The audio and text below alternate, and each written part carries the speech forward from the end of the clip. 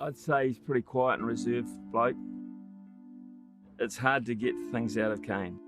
He could score 345 not out and he'd turn around and he'd say, yeah, but I was doing it for the team.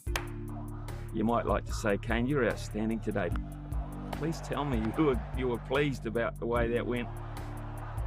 Through it all, he's got this mental steeliness that his face belies. I think behind that, under that beard, there is a pretty tough jaw. Once every 4 years do you get the opportunity to play in a World Cup, let alone to get to the final stages. So I suppose from our team's perspective, it kind of starts now or starts again. It's been very challenging as an individual and as a team.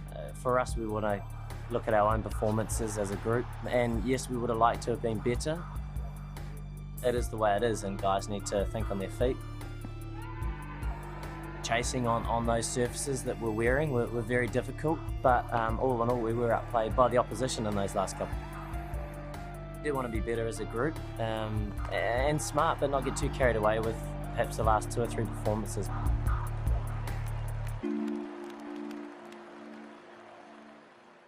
If you listen to Kane Williamson talk, it's about the team, and everyone else in the team follows suit.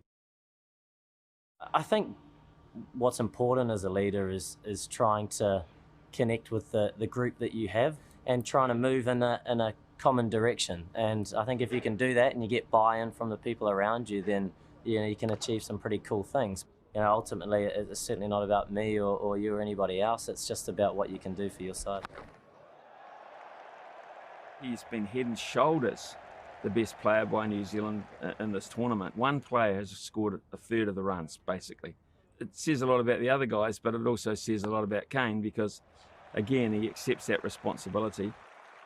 In the run chase situation against South Africa, a hugely important game for New Zealand. I kind of think you saw his personality the best there. If he's at the crease, most situations are under control. He's so organised, it's ridiculous. Like most great players, he just seems to have that element of time, just that one more beat. Small in stature, slender man, absolute giant of a cricketer, giant of a New Zealander. When he's done and dusted, he will be undoubtedly the best ever player New Zealand has had.